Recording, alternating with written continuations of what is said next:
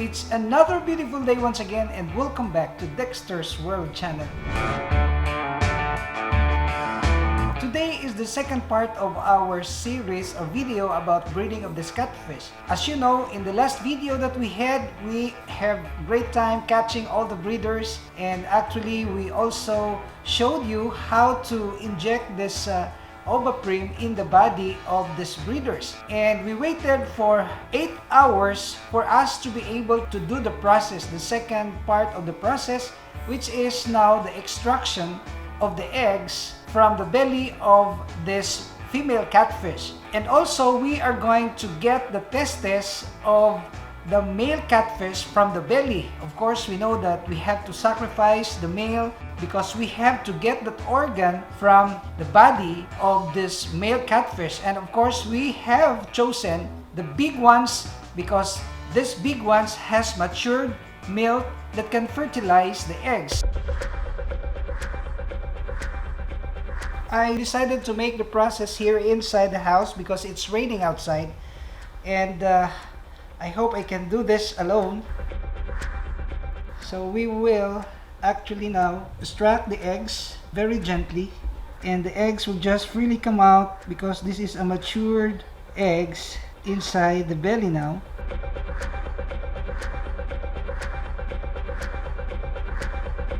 We actually have 2 female catfish to be used, and we will extract the eggs again from another female. Be sure that in the process we are not going to mix this with any dirt because it will create bacteria.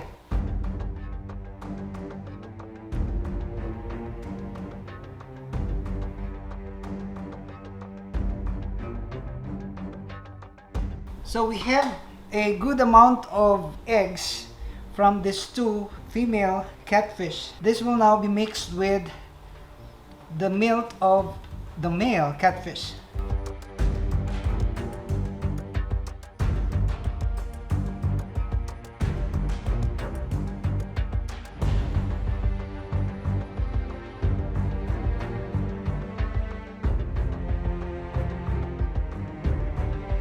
It's good to choose the big male because it has also some considerable amount of milk.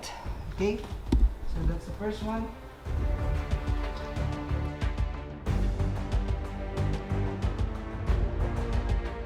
So guys, we already have here the testes from the male's body, and we will rinse this very carefully. We will rinse this with a very clean water.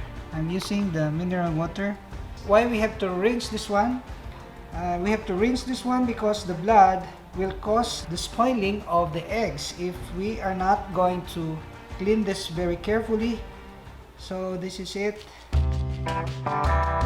So this is it now. We are ready to get the milk out of the testes of the male fish. You have to squeeze this one just like that, and we have here the strainer. So we will use that later. Okay, and then another one is here. Oh, there are milks coming. These are the milks that will fertilize the eggs now.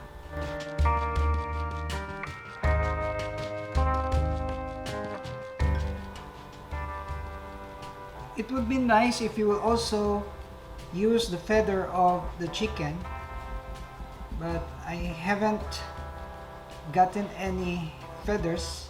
I forgot to get that from the chickens at the farm, so we will use this leaf.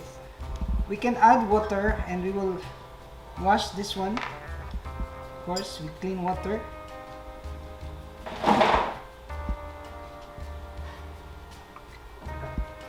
We will squeeze this like that so that we can still extract some milk. So this is it. So we will mix this very carefully.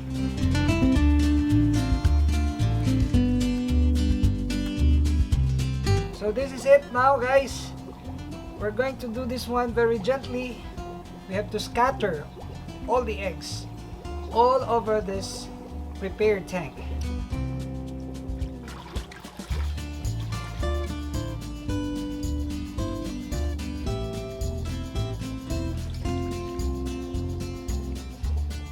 guys, we have practically scattered all the eggs in these two tanks, and we are looking forward to have plenty of wigglers after 2 days. And we hope to see thousands of wigglers right here.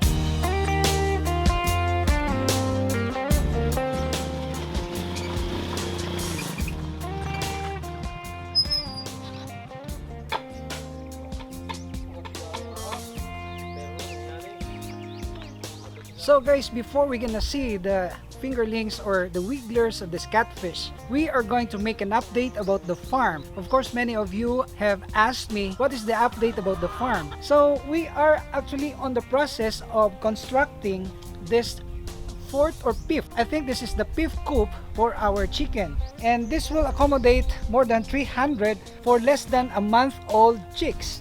And you will see that we are actually now erecting the post, and at the side of this is the same materials that we used. We use the hollow blocks and this cocoa lumber, and then at the side of this we will use the GI sheets, and then at the upper portion will be the nets to preclude the flies and even the harmful insects from going inside in the breeding coop. Sometimes these insects are also detrimental to the health of our chicks. That's why we are putting the net, because some black bugs during the night may come in, and if this will be eaten by the chicks, of course this is also not good. We are also making an update about Simba and of course Tikloy, our monkey. Tikloy can just freely roam around.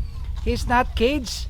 During the night we will keep him because he might be harmed by the dogs. Tikloy, come on here. Tikloy, he's actually like an engineer. He'd like to supervise the work, the construction of the coop, and he even accompanied me during the harvest of these grasses. So, never mind Tikloy, you'll just stay here. And Simba is doing well also. Simba is very active, and Simba also has the free time to roam around. So now we will examine our fourth. I mentioned that this is the fifth. So we will examine the fourth coop, which we are going to fill now with rice hull. But before filling this up with rice hull, I would like to make an update about our chicks. And it's good that it's feeding time now, that we can really have their attention because they're so hungry. So guys, we have to put our shoes here in the poop bath because this is really very important. It's been our experience that if we are going to neglect this process, it will really also cause some sickness to our chicks. And this is the reason why we are really doing this as a standard operating procedure. Oh, okay, Tikloy, you just wait there. You cannot get inside. Oh, I'm perspiring. Okay, so guys, this is now the situation of our 2 weeks old chicken. They are no longer chicks, they're already chicken, they're big already. So you are feeding them now with the use of this automatic feeder. Of course, they are very hungry. They're really very eager to eat their food. Okay.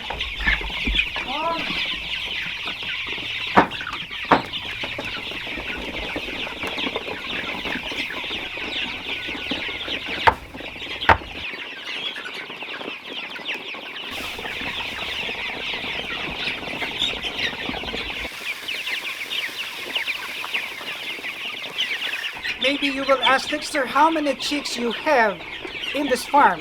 Well, as of the moment, we have actually 1,000 chicks inside in this farm. And they are consuming actually one sack that is 50 kilos of this feeds that they are eating right now. And it costs us around 1,500 per day per 1,000 chicks. And I couldn't just imagine if they will grow big, then their consumption of their feeds will really become also double. But I am not worried about this one. I am too confident to have as many chickens as I could, because at the second month, we're gonna integrate the vegetables.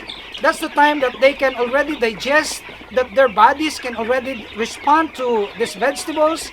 Of course, we will maintain our expenses. We will increase the chickens in their number, but we will not increase the budget of our feeding because we will integrate other sources like vegetables, this azula, and many others. And I would like you to stick on this channel because as we go along, we're gonna reveal what are those alternative foods for this chicken. And one tip that I can give you guys is to hang our feeders. This is really very important to also minimize the expenses of the feeds. Because if we are not going to hang this one, this will become dirty and they will eat dirty food, then this will also cause the disease. So we are actually hanging this one for two purposes. Number one is to minimize the expenses, and number two is to ensure that these chickens or these chicks will not get sick. Because if they will eat food that are already spoiled, then that's a tendency that the virus will come in and the bacteria will come in. So we will feed another batch of chicks in the other coop.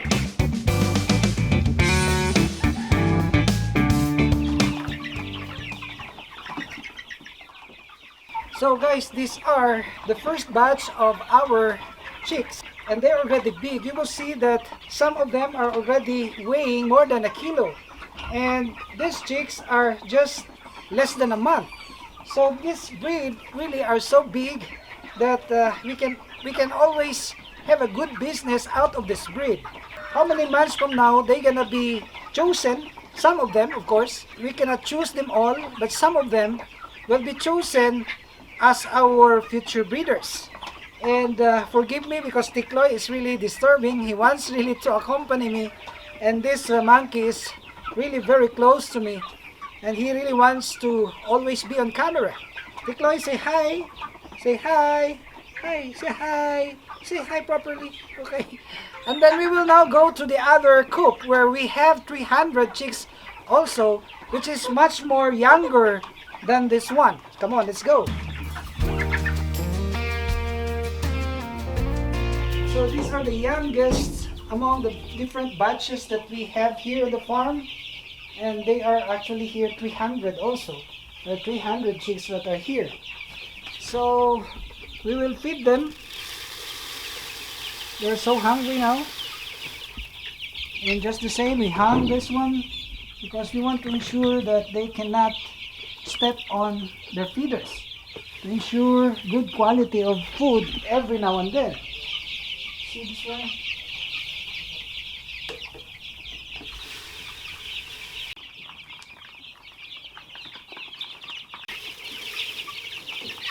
These chicks are just barely 2 weeks, and they are growing really very fast. And you see, they already have run short of the water, and this is very important thing to monitor, because if they are run short of water, then they will also easily get sick.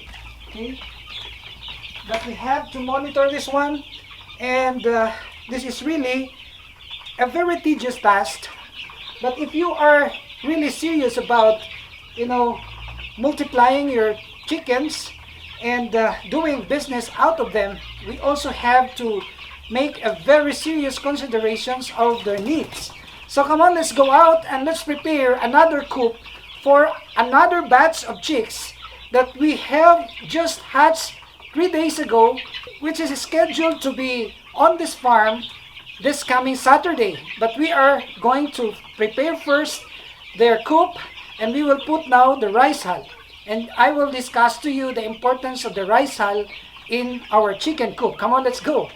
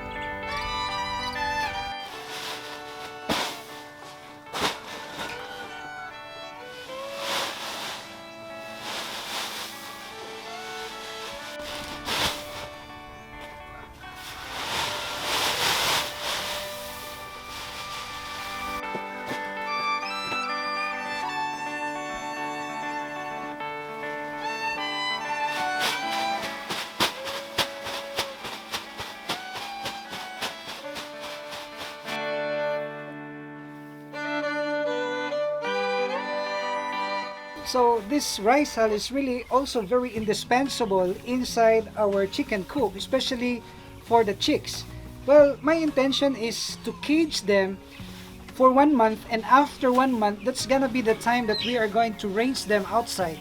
And the reason behind for this is the fact that the chickens less than 1 month are still on the process of the vaccination stage. So meaning that we are still preparing their bodies to become immune with all kinds of the common viruses that may be contaminated when they are outside of their pen. And especially now that it's rainy season, there is really a tendency that they will get sick, especially if the rain will suddenly comes. So this is it actually we're doing, and this is good for another batch of chicks that we have in the house. And maybe you will ask, Dexter, what are those common vaccines that you are giving to your chickens? Well, the common vaccines that we are using is the B1B1 combination with the Gumboro vaccine. And then after 10 days or 15 days, we're gonna introduce this Foulpox vaccine, which is very important because there are so many mosquitoes here in the farm. And then later, we will give them the Lasota. These common vaccines are actually ensuring us now that they will not easily contract disease or be contaminated with any virus. And of course, I have mentioned the role of the monkey. Well, many of you said it has no connection.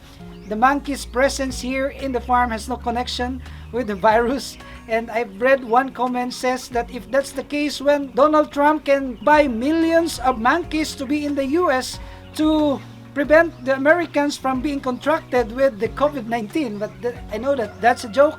But yes, this monkey is really helping us, you know, giving us the joy and giving us the leisure hour every time that we are getting tired.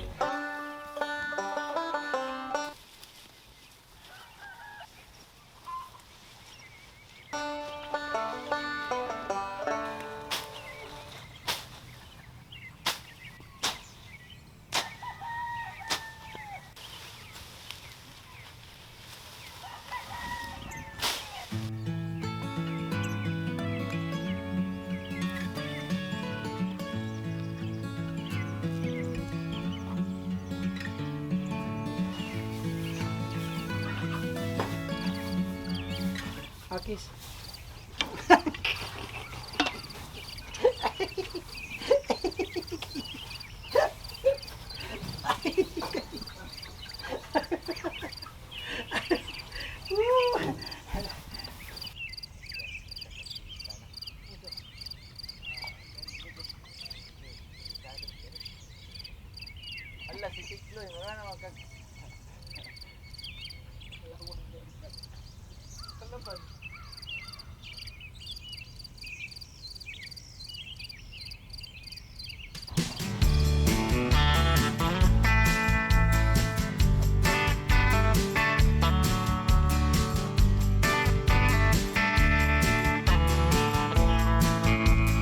So we are here inside in our rabbit house, and I'm so glad that we already also have many babies. Well, in my previous videos, we said that we already have those that have delivered babies right here, and they are here already. They are weaned, and we can count how many of them. 1, 2, 3, 4, 5, 6. And right here we also have babies which are about to be weaned. You see this one? This one is 1, 2, 3, 4, 5, 6, 7 kids that are here. We are actually looking at a massive production of this because this is very easy to manage. The rabbitry is really very easy to manage. And of course, these maternity clinics are already being placed with those that are pregnant. We anticipated that these rabbits will deliver babies 1 week from now, and we will make an update about this. You see this one? This was mated on June 1, 2020. This is expected to deliver on the end of this month. And the name of this rabbit is Ponyang. She really now started digging a nest for the babies. So this is it. And actually we have 1, 2, 3, 4, 5, 6 those that are already in place inside in the maternity clinic. We call this the maternity clinic, and they are expected to, deliver babies within this month or early next month of September. So these are the developments that we have in this farm. We have now thousands of chicks, and we also have babies of these rabbits. We are looking forward to have more pets in this farm. And we are so glad also that we are about to reach the 800,000 subscribers for this channel. And I owe a lot to you guys, you who are our followers and our viewers and our avid fans. Thank you so much for making this channel grow. So this is all that we can share.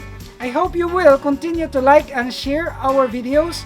And if you are not subscribed, please do subscribe and hit that notification bell, because we are uploading videos every 5 days only here at Dexter's World.